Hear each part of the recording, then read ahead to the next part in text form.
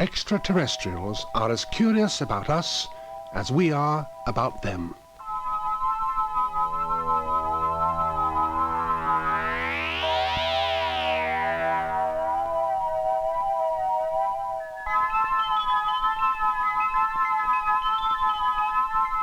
On a Pacific island, a Polynesian girl is spellbound by a strange sight.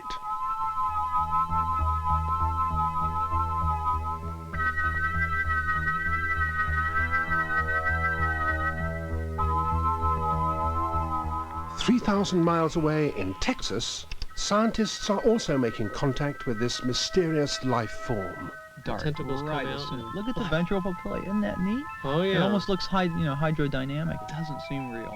Gee, that's unbelievable. Just hovering like a spaceship. It has perfect neutral density. Beautiful. Look at that passing cloud. Fabulous.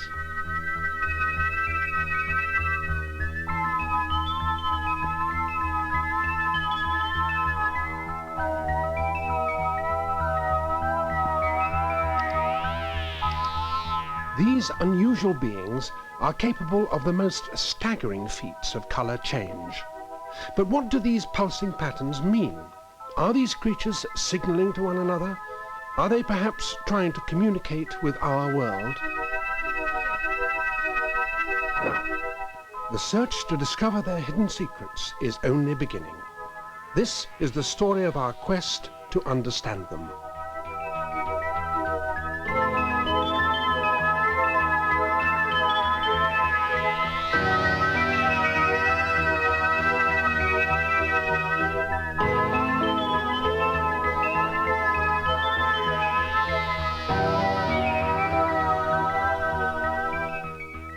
Catching a glimpse of the aliens is not easy.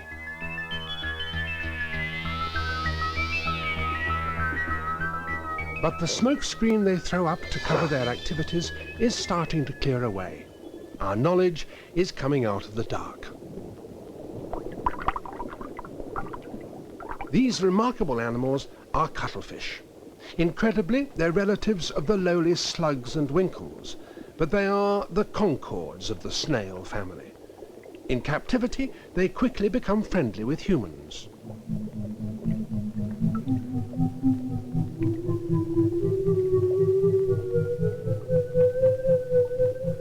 They can be tamed and will readily come to hand to be fed, hitting the target every time with deadly precision.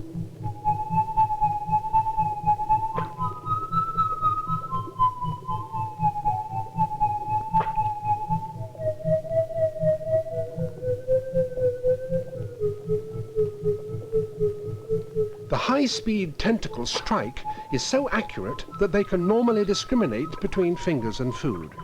But a finger on its own proves an irresistible attraction to these playful and inquisitive animals.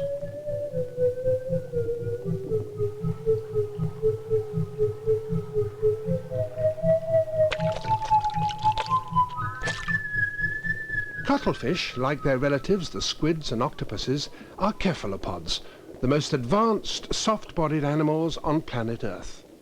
Their natural domain is the inner space of the oceans. But here, at Waikiki Aquarium in Hawaii, close encounters of this kind are on public display. The cuttlefish are the star attraction, and their seemingly friendly antics delight thousands of visitors. Colors in this one over here. It's pretty. The way those fins undulate, that is really beautiful.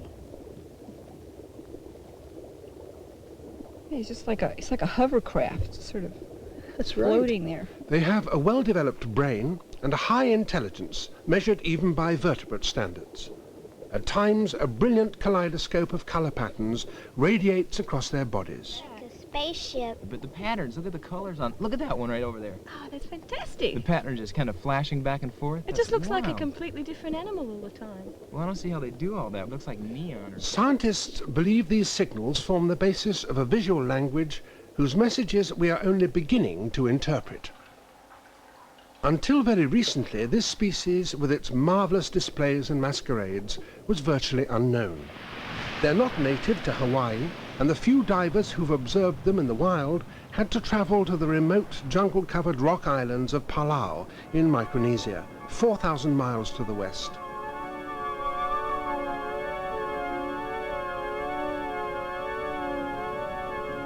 Spectacular coral reefs fringe these lonely tropical islands.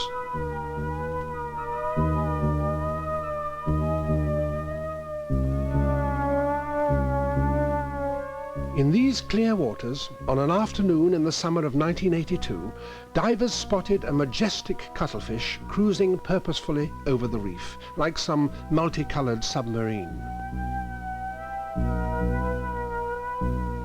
Intrigued by this strange apparition and curious about its behavior, they followed in its wake.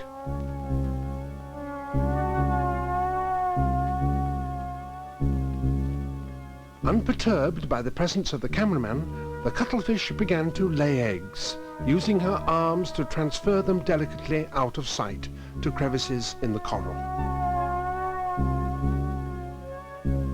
Identified as Sepia latimanus, so rarely seen it has no common name, she belonged to the largest cuttlefish species, capable of growing several feet in length. Her sons and daughters were to become the first of their race to be successfully raised in captivity. Some of the hundreds of eggs laid were collected and taken to the aquarium, where, from the first day of hatching, they were encouraged to establish an intimate familiarity with humans.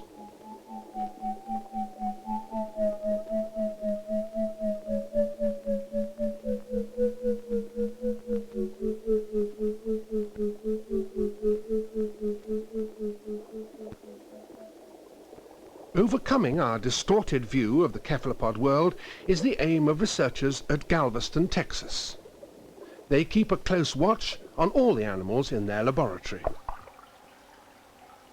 Long before our discovery of jet engines, cephalopods were jetting through the seas, propelled by water forced through a funnel on the undersurface of their body.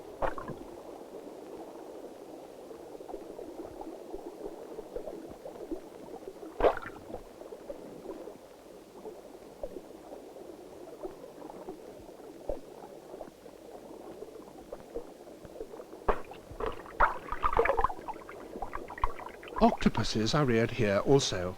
A sophisticated life support system of tanks and plastic shelters provides them with all the comforts of home. Out of water, the octopus body sags like a deflated balloon. The 8 supple tentacles which radiate from the head are virtually pure muscle tissue and can exert tremendous strength. Their unyielding grip makes it very difficult to prise the suckers free.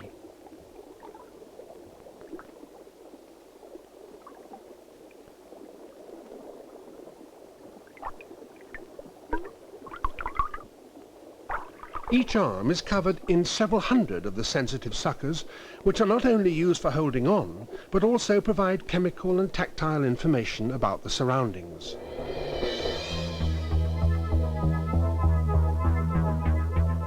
There is little delicacy in the mating embrace of the octopus. Here, 2 males compete for 1 female in an extraordinary wrestling match. Just who is doing what seems impossible to judge amidst the writhing tangle of arms.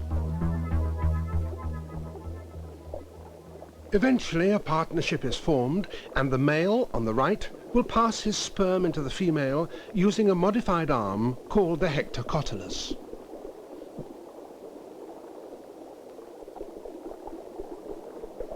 In the laboratory, plastic pipes prove perfect sites for attaching egg clusters, and octopus mothers take their maternal duties seriously.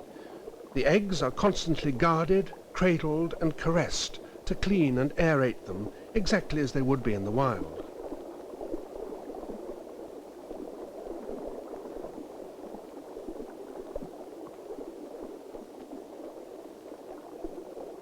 Even here, tiny hatchlings live in a competitive, watery jungle. Several kinds of octopus are cultured in Galveston, and not all make good neighbours, content to remain quietly curled up at home.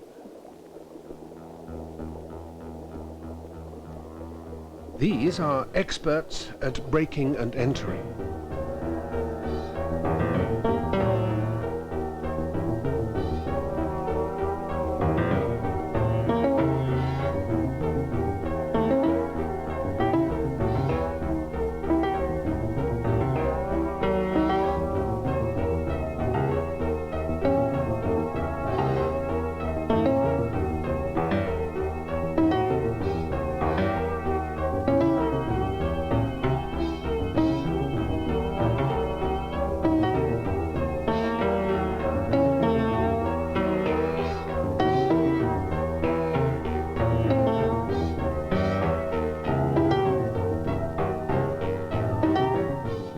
octopus annoyance can express itself in a dance of frustration. But the only sure way to avoid eviction is to close firmly the door on intruders.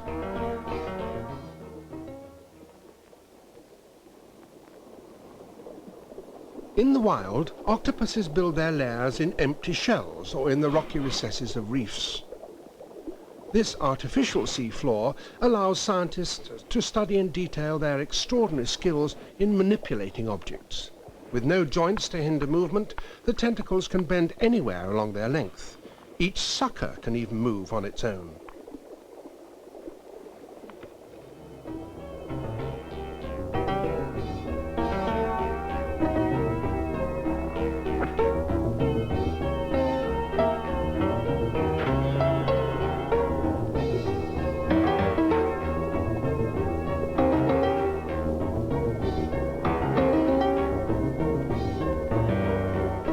Feeding time reveals the glutton in the octopus.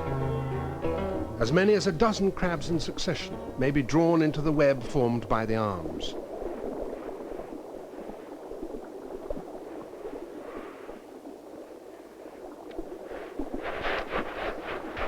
With the prey pinioned in a lethal stranglehold, the octopus delivers its coup de grace. Using its hidden beak to pierce the crab's shell, it injects a fast-acting nerve poison which paralyzes its victim. After a few convulsive tremors, the crab is dead. A digestive enzyme is injected to liquefy its tissues, which are absorbed by the octopus. At the end of a meal, a perfect disarticulated crab skeleton is all that remains.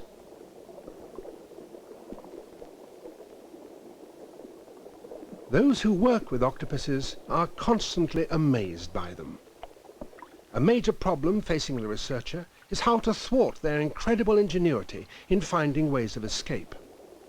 The octopus is the Houdini of the sea, but even that great escapologist would have been amazed by its contortions as it squeezes through the tightest of spaces.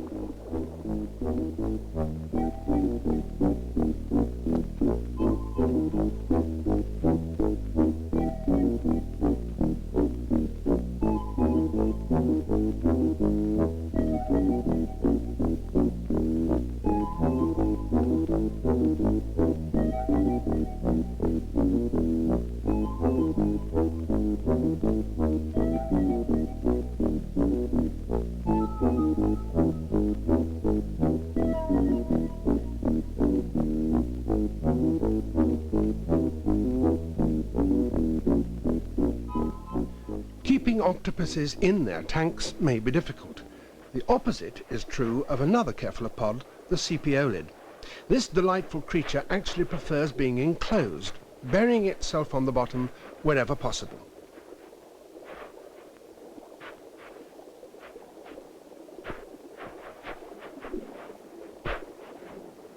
When almost covered, their long tentacles snake out, adding the finishing touches to their camouflage. Patches of colour on their adhesive skin help to complete the deception.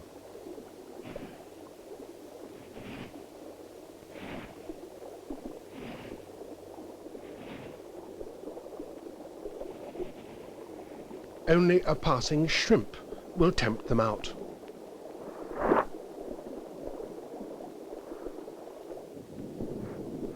The diminutive bay squid lives in brackish waters just offshore from the Galveston laboratory. Squids are the most numerous and ferocious cephalopods. They vary in size from finger-length specimens like these to the mighty giant squid, which exceeds 17 meters in length and can engage sperm whales in battle. Squid tentacles are perhaps the most specialized grasping organs in nature, allowing them to overpower and hold on to struggling, slippery prey almost as large as themselves. Highly social, schooling creatures, squid have superb eyesight and communicate with one another using combinations of arm postures and patterns of colored spots, streaks and splotches. These displays and pulsating colors form the grammar of the squid's visual language. It's this behavior which particularly fascinates the Galveston scientists. To learn that mysterious language fluently, they need a regular and reliable supply of animals. These are collected at night on the calm waters of the Gulf of Mexico, where the squid are attracted to bright lights on the surface.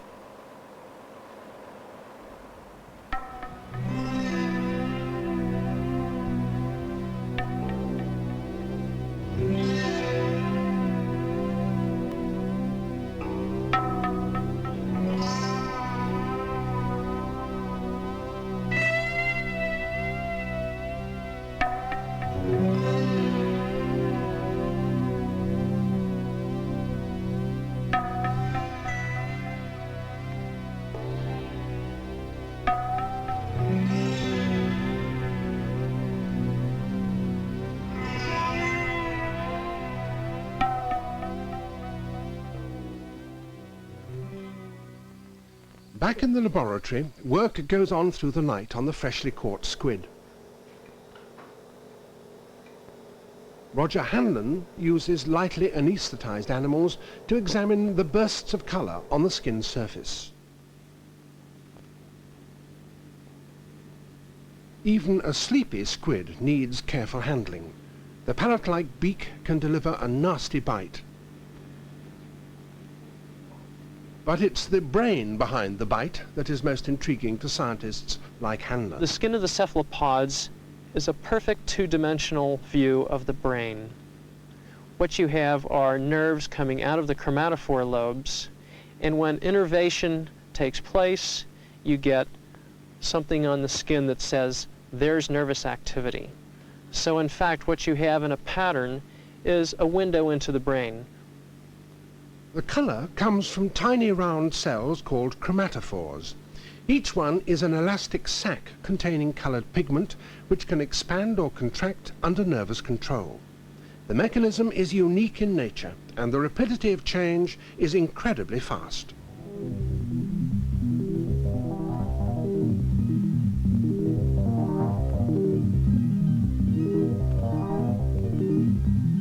Underlying iridescent cells add color by reflecting ambient light like minute mirrors. It's the nervous control which allows the kaleidoscope of colors to sweep over the body like some animated neon sign. In squid, this magical signaling system first begins to stir in their egg clusters laid on the sea floor. Early embryonic stages show no sign of chromatophore activity. Only as the nervous system develops do they begin to display their first decorative spots of living jewelry.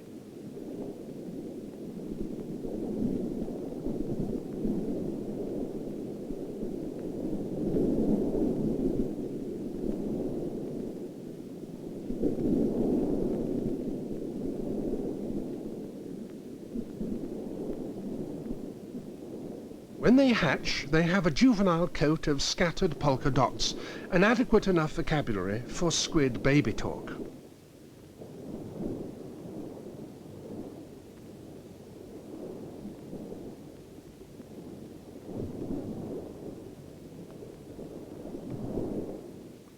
By adulthood, the patterns become very elaborate, and mature squid may be capable of transmitting many different messages at the same time to several other individuals, a feat which would tax our ingenuity. But as Hanlon cautions, the truth is we're only beginning to understand the range of complexity of the patterns, and we're even farther yet from understanding what they mean and how they're used. The patterns are simply too complicated to describe in a cephalopod. They change rapidly, they grade one into the other, and it's simply too complex for the human mind to comprehend what one pattern is. We're looking at videotape recordings of the skin of Loligoplei. This is taken at a magnification of 12 times their original size. You can see small dots expanding into large bursts of color, and each one of these is a chromatophore. So the combinations of colors that you can get are nearly infinite simply by using 3 colors in different grades of expansion and also getting overlap among them. Some of these visual displays are very dramatic. For example, the passing cloud pattern that it's found in octopuses and in cuttlefishes. In this situation, there are waves of color passing from the rear of the animal to the front of the animal just over a period of seconds. The function of these patterns are, number one, to mesmerize prey, and number two, to confuse a predator just for an instant in order to escape. Many times when a small cuttlefish will approach a small shrimp near the bottom and the shrimp is turned directly towards it, the cuttlefish will raise several of its arms and this passing cloud will move right across its body, looking totally unlike anything that shrimp has ever seen, and will mesmerize it just for a second. During that instant, the tentacles will shoot out and seize the shrimp.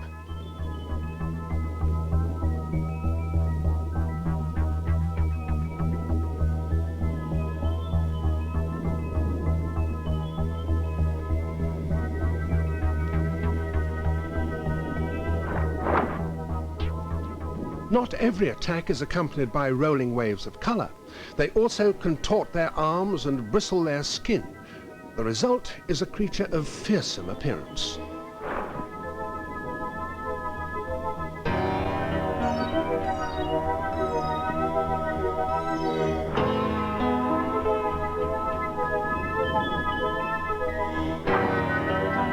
Unbelievable though it may seem, cephalopods are color-blind. For them, it is not color, but the boldness and brightness of their patterns which are important in communication. But their enemies, like the Murray eel, do have excellent color vision. Cephalopod colors may have evolved to allow them to blend with different backgrounds and avoid detection by predators.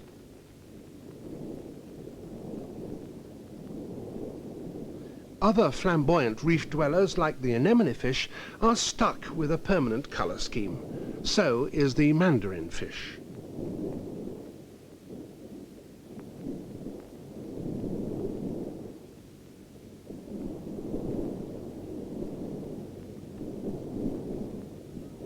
Only the cuttlefishes and their kin have a wardrobe for every occasion.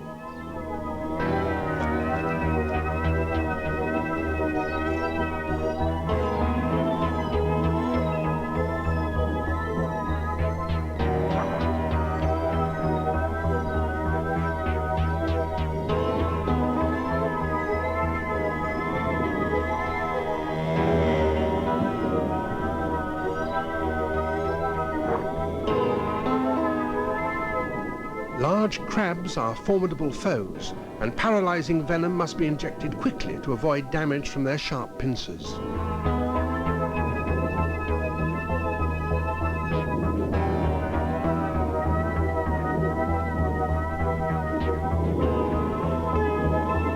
A partially hidden crab refuses to budge.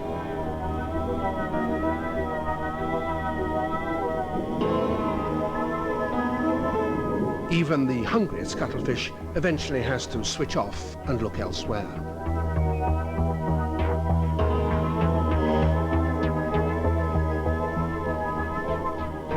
It's hard to imagine an alien being with the strangeness and variety of these entrancing animals.